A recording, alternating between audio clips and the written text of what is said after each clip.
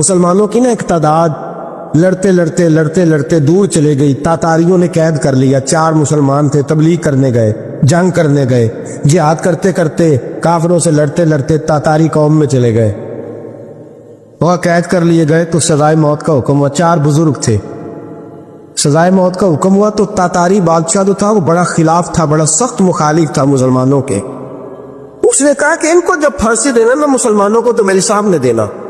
اب 4 عالم ہے, 4 صوفی ہے, سفید داڑیاں, سر پہ امامے. پھانسی کا وقت آیا تو جو پھانسی گھاٹ ہے وہ ایک ہے, چاروں کو کٹھے پھانسی نہیں ہو سکتی. ایک کو کہا کہ ایک ایک کر کے ان کو پھانسی دو. جب پھانسی کا وقت آیا نا تو جو سب سے پیچھے سے ہوئی تھے وہ دوڑ کے آگے آئے, کہنے لگے بادشاہ پہلی باری میری لگا. پہلی. اب بادشاہ نے کہا ٹھیک ہے اسے لٹکا دو. وہ قریب آئے تو دوسرے دوڑ آئے, کہنے لگے نہیں نہیں پہلی باری میں نے زیادہ کافر قتل کیے, میرا بڑا جرم ہے, مجھے پہلے سزا دو. ان کو پھانسی دینے لگے تو تیسرے آ گئے, کہنے لگے نہیں یہ تو جرا قتل کرتا تھا, رستے میں بتایا کرتا, ڈھونڈ کے میں بتلاتا تھا کہ یہاں زیادہ تعداد ہے, مجھے پہلے پھانسی دو. تیسرے کے ساتھ بات ہو رہی تھی تو چوتھا دوڑا آیا, کہنے لگا یہ رستے بتاتا تھا, یہ تبلیغ کرتا تھا, یہ سارا کچھ کرتا تھا, لیکن کہا یہ کہتے تھے چلو واپس چلتے ہیں, میں جانے نہیں دیتا تھا. میں کہتا تھا اور کافر مارنے اور علاقے فتح کرنے, میرا جرم بڑا ہے, مجھے پہلے پھانسی دو. بادشاہ کہنے لگا مجھے 35 سال ہو گئے حکومت کرتے, بڑی دنیا کو پھانسی دی ہے. لوگ تو ایک دوسرے کو دھکے لیتے ہیں کہ پہلے تو جا پہلے تو جا, اور تم کیسی قوم ہو کہ ایک دوسرے پہ قربان ہو رہے ہو. کہنے لگا تم ایک باپ کی اولاد ہو. جاگ رہے ہیں آپ لوگ. تاتاری بادشاہ, کافر بادشاہ, اسلام کی مخالفت کرنے میں ایک باپ کی اولاد ہو کا نہیں, ایک قبیلے کے رہنے والے ہو کا نہیں, ایک ملک کے رہنے والے ہو نہیں. اس نے کہا رشتہ کیا ہے, تمہارا رشتہ کیا ہے؟ تو بول کے کہنے لگے خدا ایک ہے, نبی ایک ہے. خدا ایک ہے اور نبی منفعت ایک ہے. اس قوم کی نقصان بھی ایک ہی, سب کا نبی اللہ بھی, قرآن بھی ایک. کیا ہی اچھا تھا ہوتے اگر مسلمان بھی ایک, یوں تو سید بھی ہو, مرزا بھی ہو, افغان بھی ہو, تم سبھی کچھ ہو, بتاؤ کہ مسلمان بھی ہو. فرمایا ہمارا اللہ ایک ہے, نبی ایک ہے. تو کہا پھر ایک دوسرے پہ جان کیوں دیتے ہو؟ فرمایا ہمارے نبی نے ہمیں بھائی بھائی بنا دیا ہے. بھائی کا دل نہیں کرتا اس کی آنکھوں کے سامنے بھائی چلا جائے, ہمارا دل نہیں کرتا پہلے مجھے دے پہلے مجھے دے. بادشاہ کہنے لگا تمہارا جذبہ مجھے متاثر کر گیا, جاؤ میں تم چاروں کو آزاد کرتا ہوں, تمہیں آزاد کرتا ہوں. میرے دوستو یہ رنگ تھا, دیکھے نا, یہ اس ترتیب نے نظام دیکھا نا, اس فلک نے پہلی بار دیکھا, اس زمین نے پہلی بار. اور میرے حضرت صاحب فرمایا کرتے تھے زمین تڑپ کے روئی, اس نے پہلی دفعہ دیکھا. حضرت ابو عبیدہ بن جراح نے میدان بدر کے اندر جب جنگ کا تبل بجا, حالات بگڑے, جناب ابو عبیدہ بن جراح کہتے ہیں تاریخ نے ایک عجیب موڑ پہ مجھے لا کے کھڑا کیا. آپ فرماتے ہیں میرے لیے اللہ نے جو آزمائش رکھی وہ سب سے بڑی رکھی. فرمانے لگے جب میں میدان میں نکلا تو کافروں نے میرے سامنے جس کو لا کے کھڑا کیا وہ میرا سگا باپ تھا. اب فرماتے ہیں اب مشکل بن گئی. عشق تیاگ دو میں ایک برابر, تے عشق دا سیک بدھیرا, اگ تے ساڑے ککھ تے کانے, تے عشق ساڑے تن میرا. تے اگ دا دارو می تے پانی, کوئی دسے ہے عشق دا دارو کیڑا.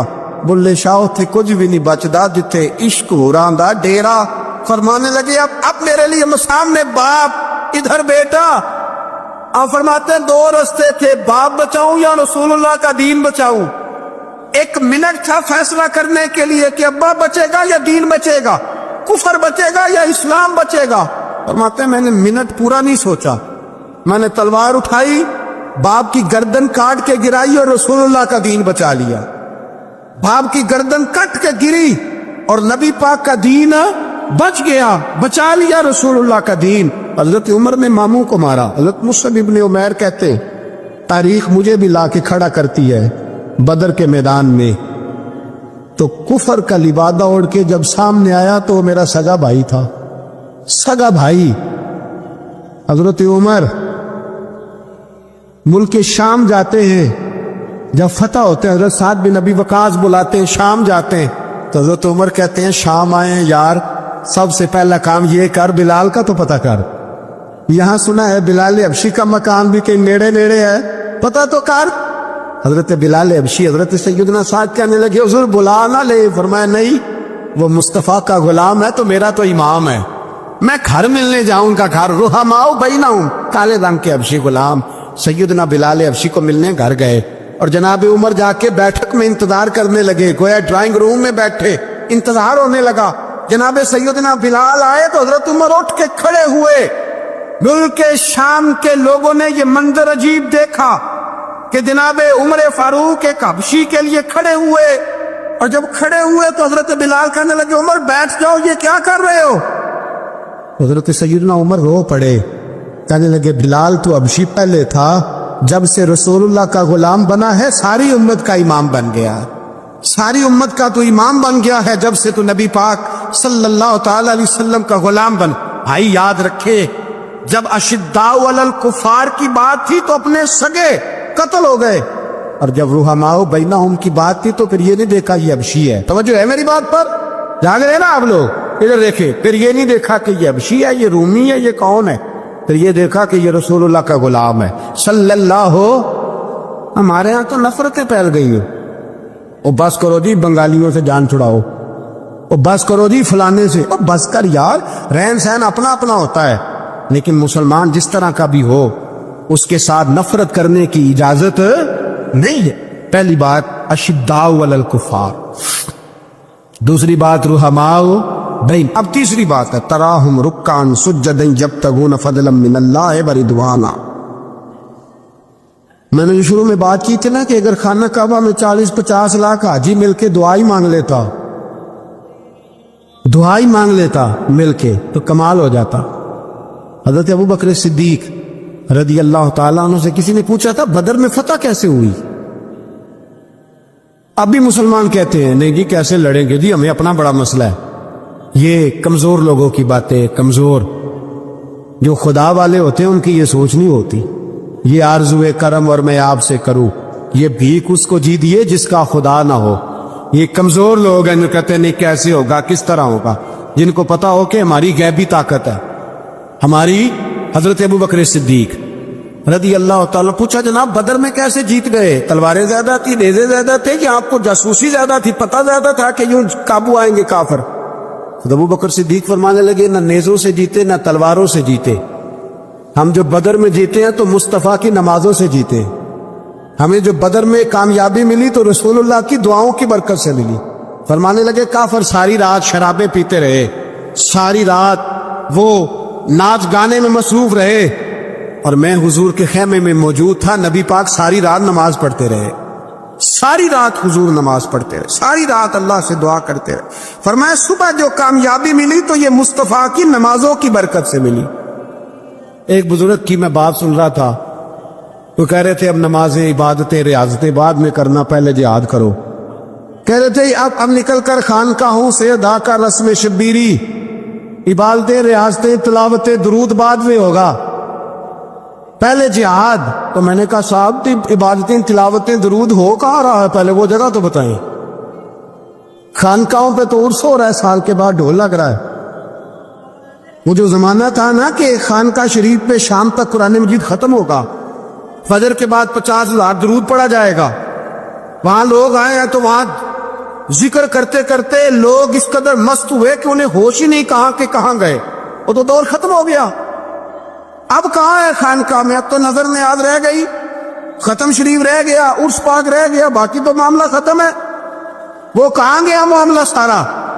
بھائی دعائیں التجائیں. شہاب الدین غوری سے پوچھا جناب فتح کیسے ہوئی؟ کہنے لگے خواجہ معین الدین اجمیری کی دعاؤں کی برکت سے. فرماتے ہیں بابا دعا مانگتا تھا, ہم جہاد کرتے تھے, اللہ کامیابی دے دیتا. بھائی وہ عبادت, وہ ریاضت, وہ مسلمان جو رات کو اپنے رب کو منا لیا کرتا تھا, وہ اپنی عبادت کے زور پر اللہ تبارک و تعالیٰ کی بارگاہ میں آہو زاری. حضور نے فرمایا الدعاء صلاح المومن, دعا مومن کا ہتھیار ہے. دعا مومن کا, بول کے بتانا ہے, دعا مومن کا. فرمایا مومن یہ ہتھیار چلا سکتا ہے, یہ ہتھیار کافر کے پاس موجود حضرت زید بن حارثہ رضی اللہ تعالیٰ عنہ کو نہ پکڑ کے کچھ کافر ان کو پکڑ کے لے گئے تو ایک درخت کے ساتھ باندھ لیا، کہنے لگے تمہیں قتل کریں گے، حضور کے صحابی ہیں رضی اللہ تعالیٰ۔ جب کافر آپ کو قتل کرنے لگا نا تو انہوں نے درخت کے ساتھ اچھی طریقے سے ٹانگیں باندھ لی، ہاتھ باندھ لیے، گردن باندھ لی، کہنے لگا بلا اپنے رب کو۔ تو حضرت زید رضی اللہ تعالیٰ عنہ فرمانے لگے میں تو شہید ہونے کو تیار تھا، لیکن تو نے آزمانے کا پروگرام بنایا تو ٹھیک ہے، میں پھر بلانے لگا ہوں اپنے رب کی مدد کو، اے اللہ مدد فرما۔ اس نے اتنی دیر میں تلوار نیام سے نکال لی، اے اللہ مدد فرما۔ اس نے جب تک دونوں ہاتھوں میں تلوار سونت لی، اے اللہ مدد فرما۔ جب تیسری بار آپ نے یہ کہا تو اس نے تلوار اٹھائی، کہا اللہ مدد فرما۔ حضرت زید رضی اللہ تعالیٰ عنہ کہتے ہیں جب چوتھی بار میری زبان سے لفظ نکلے، کافر کے ہاتھ میں تلوار تھی پر گردن بھی اس کی کٹ کے نیچے گر گئی، گردن کٹ کے اسی وقت نیچے گری۔ مجھے کسی نے کھولا، نہ مارنے والا نظر آیا، نہ گردن کاٹنے والا نظر آیا، نہ مجھے کھولنے والا۔ تو میں نے کہا آنے والے تو بتا تو سوئی تو کون ہے؟ تو کہنے لگے میں جبریل امین ہوں، میں جبریل امین ہوں، میں جبریل، مجھے دشمنوں نہ چھیڑو، میرا ہے کوئی جہاں میں، مجھے دشمنوں نہ چھیڑو، میرا ہے کوئی جہاں میں ابھی پکار لوں گا، نہیں دور ہے مدینہ۔ کہا جب تو نے، حضرت جبریل کہنے لگے جب تو نے پہلی دفعہ کہا نا اللہ مدد فرما تو میں سدرۃ المنتہا پہ تھا، مجھے حکم ہوا جبریل دیر نہ کرنا۔ فرماتے ہیں جب دوسری دفعہ تو نے کہا نا اللہ مدد فرما تو میں 7ویں آسمان پہ تھا، اور جب تیسری دفعہ کہا مدد فرما تو میں پہلے آسمان پہ تھا، اور فرمایا جب تو نے کہا چوتھی دفعہ اللہ مدد فرما تو میں تیرے سرانے کھڑا تھا، میں تیرے سرانے۔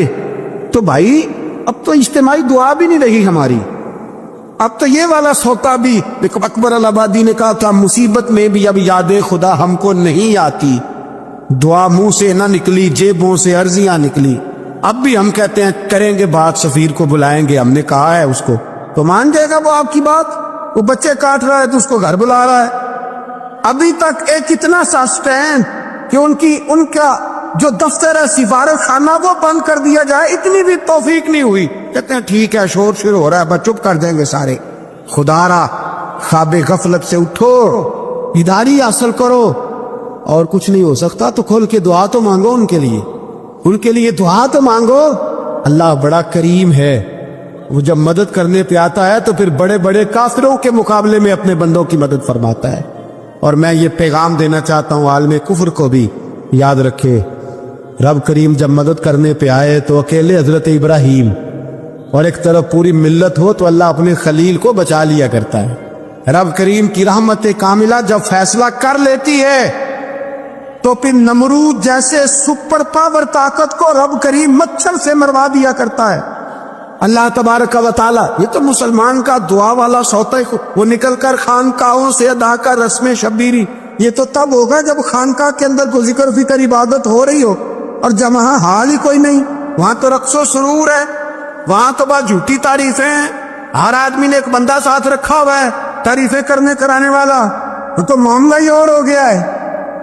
حضرت سیدنا مولا علی شیر خدا کرم اللہ تعالیٰ وجہہ کریم ساری زندگی کہتے رہے اللہ علی نے میدان میں عمر گزاری ہے، اسے شہادت کی موت عطا فرما۔ او بھائی یہ تو شہادتیں مانگنے والے۔ حضرت امام حسین میدان کربلا میں کھڑے تھے، شمر کہنے لگا حسین تیری چاروں جانب موت ہے، تو آپ فرمانے لگے تجھے ابھی ہمارا پتہ ہی نہیں، موت سے تو ہمارا پیار چلتا ہے، اور فرمایا یہ شہادت تو ہمارا پیچھا کرتی ہے، پہنچ جاتی ہے جہاں ہم ہوتے ہیں، موت سے ڈرا رہا ہے۔ مسلمان کا مرنے کو دل نہیں کرتا، ورنہ وہ اتنی بڑی کوٹھی میں کون رہے گا؟ مرنے کو دل اس لیے نہیں کرتا کہ وہ جو 6 کروڑ 10 کروڑ ڈالر لوٹ کے رکھے ہیں، مر گئے تو کھائے گا کون؟ وہ فقیر فاقہ مست تھے، ان کا گھر ہی کوئی نہیں تھا، ان کے بینک بیلنس ہی کوئی نہیں تھے، وہ کہتے تھے گھر ہمارا ہے وہ جو ہمارے رب نے تیار کیا ہوا ہے، ہمارا بینک بیلنس ہے وہ جو ہمیں جنت میں جا کے ملے گا۔ ان کا تو یہ کھاتا ہی کوئی نہیں تھا، اس لیے وہ شہادت کی۔ حضرت عمر بن جموع رضی اللہ تعالیٰ عنہ میدان احد میں 4 بیٹے لے کے آئے۔ کتنے بیٹے؟